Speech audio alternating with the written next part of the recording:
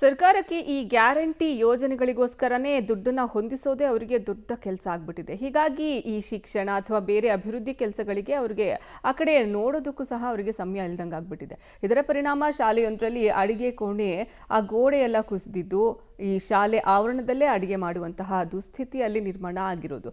ಎಲ್ಲಿ ಅನ್ನೋದ್ರ ಡೀಟೇಲ್ಸ್ ಇದೆ, ನೋಡೋಣ. ಶತಮಾನದ ಹೊಸ್ತಿಲಲ್ಲಿರೋ ಸರ್ಕಾರಿ ಪ್ರಾಥಮಿಕ ಶಾಲೆ ಬೀಳುವ ಹಂತ ತಲುಪಿರುವ ಶಾಲಾ ಅಡುಗೆ ಕೋಣೆ ಮಂಜೂರು ಮಾಡುವಂತೆ ಆಗ್ರಹ.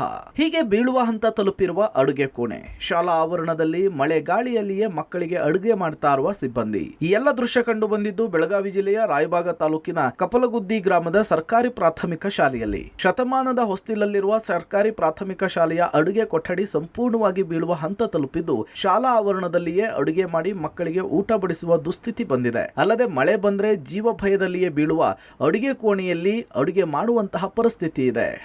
ಅಡಿಗೆ ಕೋಲೆನೇ ಇಲ್ರಿ ಸರ್, ಅದಕ್ಕೆ ನಮ್ಮ ಅಡಿಗೆ ಕೋಲೆ ಇಲ್ರಿ ಸರಿ. ನಾವು ಸರ್ ಪಂಚಾಯತಿಗೂ ತಿಳಿಸಿದಾರೆ ಸರ್. ಅದಕ್ಕಾಗಿ ಭಾಳ ಪಂಚಾಯತ್ ಬರ್ತಾರೆ ಸರಿ.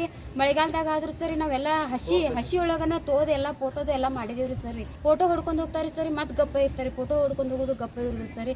ನಾವು ಸರ್ ಹೋಗಿ ಹೇಳಿ ನಮಗೂ ಬೇಜಾರಾಗೈತ್ರಿ ಸರಿ. ನಾವು ಬಡತನ ಜಲಮದಿಂದ ಬಂದು ನಾವು ಕೆಲಸ ಮಾಡ್ತೀವಿ ಸರಿ. ಅಡಿಗೆ ಕೋಲೆದು ಬಿದ್ರೆ ನಮ್ಗೆ ತ್ರಾಸ ಇಲ್ರಿ ಸರಿ. ಇನ್ನು ಇಷ್ಟೆಲ್ಲ ದುಸ್ಥಿತಿ ಇದ್ರೂ ಶಿಕ್ಷಣ ಇಲಾಖೆ ಮಾತ್ರ ಕಣ್ಮುಚ್ಚಿ ಕುಳಿತಿದೆ. 262 ಮಕ್ಕಳು ದಾಖಲಾತಿ ಹೊಂದಿರುವ ಶಾಲೆಯಲ್ಲಿ ಅಡುಗೆ ಕೊಠಡಿ ನಿರ್ಮಿಸಿ ಅಂತ ಹೇಳಿ ಶಿಕ್ಷಣ ಇಲಾಖೆಯ ಅಧಿಕಾರಿಗಳು ಹಾಗೂ ಗ್ರಾಮ ಪಂಚಾಯತಿ ಅಧಿಕಾರಿಗಳಿಗೆ ಮನವಿ ಮಾಡಿ ಶಾಲಾಡಳಿತ ಬೇಸತ್ತು ಹೋಗಿದೆ. ಎಷ್ಟೇ ಮನವಿ ಮಾಡಿದ್ರೂ ಯಾವುದೇ ಪ್ರಯೋಜನವಾಗ್ತಿಲ್ಲ. ಶಾಲಾ ಆವರಣದಲ್ಲಿ ಅಡುಗೆ ಮಾಡೋದು ಕಷ್ಟವಾಗ್ತಿದೆ, ನಮಗೆ ಅಡುಗೆ ಕೊಠಡಿ ಮಾಡಿಕೊಡಿ ಅಂತ ಹೇಳಿ ಶಾಲೆಯ ಮುಖ್ಯ ಶಿಕ್ಷಕರು ಪಾಪ ಅಂಗಲಾಚ್ತಾ ಇದ್ದಾರೆ.